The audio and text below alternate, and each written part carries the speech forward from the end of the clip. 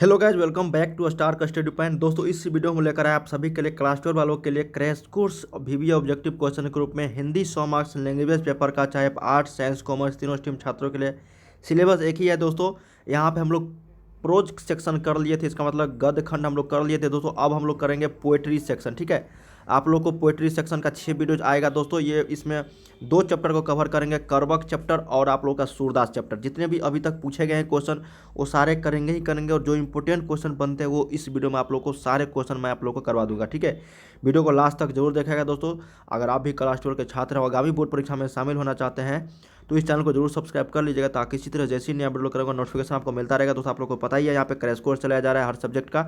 इस वेबसाइट की मदद से और भी क्वेश्चन का प्रैक्टिस सेट कर सकते हैं। दोस्तों, गूगल पे लिखिएगा starkastudio.com, या फिर लिंक नीचे डिस्क्रिप्शन में दिया गया है, वहाँ पे आप लोगों को सभी सब्जेक्ट का मटेरियल मिल जाएगा। Objective subjective chapter wise Hindi English दोनों मीडियम छात्रों के लिए, और 15-15 मॉडल सेट भी आप लोग को इसी वेबसाइट पर देखने को मिलेंगे, तो जाकर जरूर विजिट कीजिएगा। चलिए, हमें पहला क्वेश्चन देखते हैं। दोस्तों, पहला चैप्टर का यहाँ पे करबक चैप्टर, जिसके लेखक है मलिक मोहम्मद।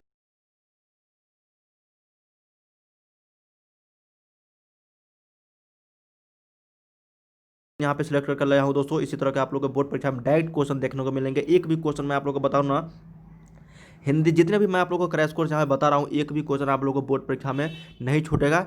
डायरेक्ट आप लोग को यहाँ पे पूछ दिया जाएगा सेम टू सेम क्वेश्चन, क्योंकि मैं आप लोगों को जितने भी क्वेश्चन यहाँ पे बता रहा हूँ सारे प्रीवियस ईयर्स के प्रीवियस मतलब चैप्टर वाइज क्वेश्चन है। ठीक है, तो ये आप लोग को संग्रह मिल रहा है दोस्तों इस चैनल की मदद से, वो भी chapter wise previous years question paper का। तो बन रही है दोस्तों, वीडियो को लास्ट तक देखिएगा, लाइक जरूर करना और चैनल को सब्सक्राइब कर लीजिएगा। और टेलीग्राम पे जरूर ज्वाइन हो जाना है दोस्तों इसका पीडीएफ लेने के लिए, और इंस्टाग्राम पे मुझे जरूर फॉलो कर लीजिए अगर जो छात्र इंस्टाग्राम चलाते हैं, क्योंकि इंस्टाग्राम की मदद से आप लोग को सभी यहाँ पे जितने भी बोर्ड के द्वारा न्यूज़ ऑफिशियल आते हैं मैं आप लोग के यहाँ पे पब्लिश करते रहता हूँ, तो जाके जरूर विजिट करके फॉलो कर लीजिएगा। इंस्टाग्राम पे भी काफ़ी आप लोगों के लिए हेल्पफुल रहेगा एग्जाम से रिलेटेड न्यूज़ को लेकर। ठीक है, और टेलीग्राम पे जरूर ज्वाइन हो जाना है, लिंक नीचे डिस्क्रिप्शन। चलिए, पहला क्वेश्चन देखते हैं दोस्तों, और बताना मुझे कमेंट में आप लोग कितना जानते थे। मलिक मोहम्मद जैसी कवि है, ये भी वीवीए क्वेश्चन है, 2019 के बोर्ड परीक्षा में पूछे जा चुके हैं कि मलिक मोहम्मद जैसी जो कवि है वो किस तरह के कवि है, तो प्रेम के पीर के कवि है। क्या है? प्रेम की पीर के कवि। याद रखेगा, एक का डी, बहुत वीवीए क्वेश्चन था ये। दूसरा है दोस्तों कि करबक के कवि कौन है, तो करबक के कवि अभी जस्ट हम लोग पढ़े हैं, मलिक मोहम्मद जैसी जी हैं इनके लेखक करबक के, तो याद रखेगा 2 का सी। 3 नंबर है दोस्तों कि मलिक मोहम्मद जैसी का जन्म कब हुआ था, तो मलिक मोहम्मद जैसी का जो जन्म हुआ था दोस्तों, ये याद रखिएगा आप लोग 1492 ईस्वी में। कहाँ पे? तो ये उत्तर प्रदेश में हुआ था। ये भी क्वेश्चन देखने को मिलेंगे। और कहाँ पे? तो अमेठी में।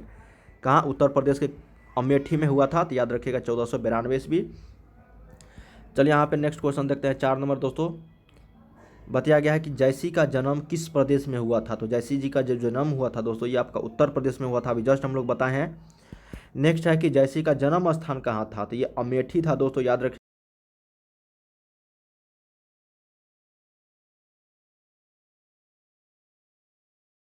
तो जैसी के पिताजी के जो नाम था दोस्तों, ये शेख यमरेख था, याद रखिएगा शेख यमरेख। ये भी क्वेश्चन देखने को मिलेंगे प्रीवियस ईयर्स में।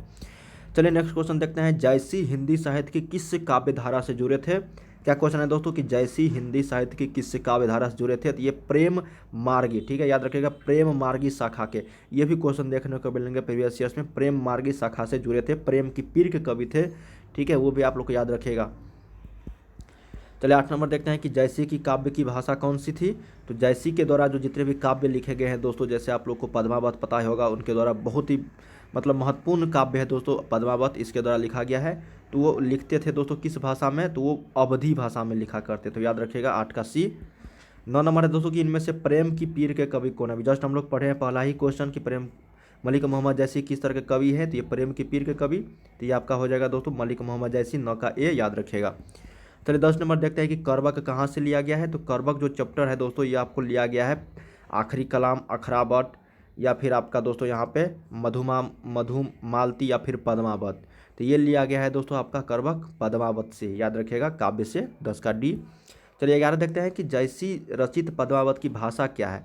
अभी जस्ट हम लोग पढ़ रहे हैं कि जैसी की काव्य की जो जितने भी मतलब काव्य हैं उन भाषा थी अवधि, तो जैसी द्वारा पद्मावत की जो भाषा है दोस्तों, ये भी आप लोग के यहाँ पे क्या हो जाएगा, अवधि भाषा, याद रखेगा 11 का ए। उत्तर प्रदेश के जितने भी लेखक हैं दोस्तों लगभग लगभग वो अवध भाषा में ही लिखे हैं।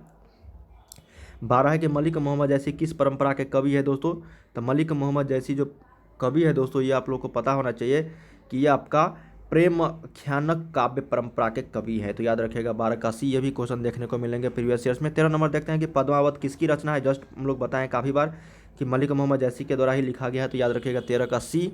तो दोस्तों ये पहला चैप्टर था करबक चैप्टर, जिनके लेखक थे यहाँ पे मलिक मोहम्मद जैसी। 13 क्वेश्चन मैंने आप लोगों को बताया है दोस्तों, जो भी इंपॉर्टेंट था वही मैंने आप लोगों को बताया है। एक भी क्वेश्चन आप लोगों को फालतू नहीं लगा होगा, जो भी क्वेश्चन डायरेक्ट पूछे जाते हैं वही मैंने आप लोगों को यहाँ पे बताए हैं। चलिए यहाँ पे दूसरा चैप्टर देखते हैं, सूरदास चैप्टर। दोस्तों सूरदास चैप्टर का यहाँ पे किन के द्वारा लिखा गया, ये भी आप लोग को पूछा जा सकता है। सूरदास, ये सूरदास जो चैप्टर है दोस्तों, ये सूरदास के ही द्वारा लिखा गया है। चलिए पहला क्वेश्चन देखते हैं यहाँ पे, कृष्ण भक्ति शाखा के जो कवि हैं दोस्तों ये कौन से हैं? ये सूरदास है। तो याद रखिएगा 81। ये भी क्वेश्चन देखने को मिलेंगे प्रीवियस ईयर्स में। दूसरा है दोस्तों कि सूरदास की रचना कौन सी है? तो सूरदास के द्वारा जो लिखा गया अभी जस्ट हम लोग पढ़े सूर सागर। देखिए दूसरा चैप्टर जो है दोस्तों वो सूर सागर है, ठीक है। सूर सागर दो तरह का है, ठीक है। वो आप लोगों को यहाँ पे सूरदास के द्वारा भी लिखा गया है और एक गोस्वामी तुलसीदास के द्वारा भी लिखा गया है। तो सूर सागर आप लोग याद रखिएगा दोस्तों, ये चैप्टर का नाम है, ठीक है। तो याद रखिएगा 2 का डी यहाँ पे हम लोग मिसप्रिंट हो गया है। सूरदास के द्वारा लिखा गया है सूर सागर चैप्टर, सूर सागर चैप्टर, ठीक है। याद रखिएगा ये। तो दूसरा क्वेश्चन का आंसर क्या हो जाएगा दोस्तों? सूरदास को की रचना है सूर सागर। चलिए तीसरा क्वेश्चन देखते हैं कि सूरदास किस भक्ति के कवि हैं? तो सूरदास जो है दोस्तों ये कृष्ण के भक्त थे, ठीक है। याद रखिएगा कृष्ण के भक्त में लीन होते रहते थे ये। तो याद रखिएगा 3 का बी। 4 नंबर है कि सूरदास किस भाषा के प्रसिद्ध कवि हैं? तो ये ब्रज भाषा के, ठीक है। तो याद रखिएगा यहाँ पे 4 का सी हो जाएगा, ब्रज भाषा के कवि माने जाते हैं दोस्तों ये सूरदास। सूरदास फिर आता है किस धारा के कवि है? तो किस धारा के यहाँ पे पूछा गया है? तो ये कृष्ण अश्री है, ठीक है। कृष्ण भगवान जो है उनके पूज्य थे दोस्तों, मतलब क्या बोल सकते हैं इसको कि उसका पूजा करते थे दोस्तों ये, ठीक है। तो याद रखिएगा 5 का बी कृष्ण अश्री, ठीक है। 6 नंबर है कि सूरदास हिंदी साहित्य।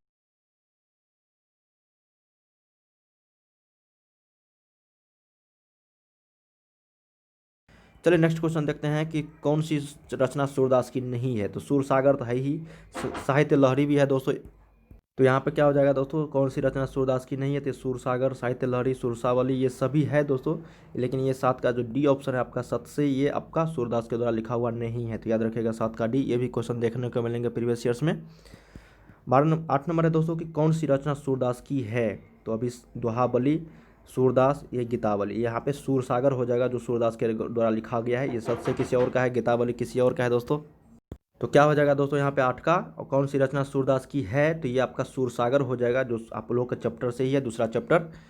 9 नंबर दोस्तों कि सूरदास की अनुमानित जन्म तिथि क्या है? तो अनुमानित में पूछा गया है लगभग में दोस्तों, तो ये आपका 1475 ईस्वी में। याद रखिएगा ये 9 का बी आपका सही हो जाएगा, ठीक है। मलिक मोहम्मद जैसी जो भी थे 1492 ईस्वी में, उसी के आसपास के थे दोस्तों। ये भक्ति काल के कवि माने जाते हैं सभी। फिर आता है कि साहित्य लहरी किन की रचना है? तो साहित्य लहरी जो है दोस्तों ये आपका सूरदास के द्वारा लिखा गया है। तो याद रखिएगा ये क्वेश्चन 10 का बी आपका सही हो जाएगा। क्या है दोस्तों, साहित्य लहरी किन की रचना है? तो ये आपका सूरदास के द्वारा लिखा गया है। 11 देखते हैं दोस्तों कि सूरदास के दीक्षा गुरु का नाम क्या था? तो सूरदास के दीक्षा गुरु का जो नाम है दोस्तों ये आपको बताना है। तो ये वल्लभाचार्य हो जाएगा, जो दीक्षा गुरु मानते थे, ठीक है, अपना सूरदास। तो याद रखिएगा यहाँ पे 11 का सी। ये भी क्वेश्चन देखने को मिलेंगे प्रीवियस ईयर्स में, काफ़ी बार पूछे जा चुके हैं दोस्तों। चलिए 12 नंबर देखते हैं कि सूर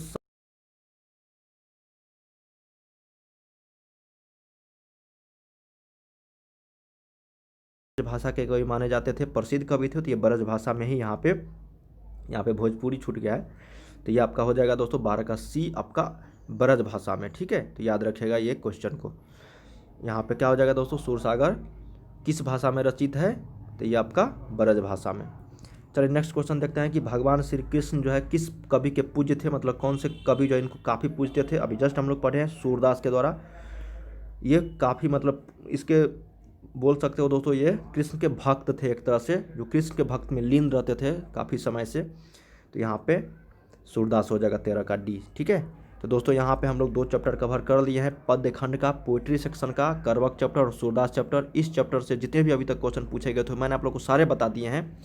इसी तरह के आप लोग को दोस्तों जितने भी यहाँ पे चैप्टर है दोस्तों, एक और सूरदास का मतलब सूरसागर चैप्टर है जो गोस्वामी तुलसीदास के द्वारा लिखा गया है दोस्तों, और चौथा जो चैप्टर है छप्पय कवित। ये सारे क्वेश्चन हम लोग करेंगे जितने भी आप लोग को टॉपिक्स है। पहले चैप्टर वाइज मैं आप लोग को बताया ही था, जैसे ही खत्म होगा हम लोग 15 मॉडल सेट आप लोग को परीक्षा से पहले मैं आप लोग को देने का वादा किया हूँ दोस्तों, दूंगा ही, आप लोग को फ्री में दूंगा। टेलीग्राम पे जरूर ज्वाइन हो जाना है और ज्वाइन करवाइए दोस्तों। वीडियो को हर जगह शेयर कीजिए ताकि हम लोग जल्द से जल्द आप लोग के लिए वीडियो लेकर आ पाए। मिलते हैं नेक्स्ट वीडियो में दोस्तों, देखने के लिए आपका बहुत बहुत धन्यवाद।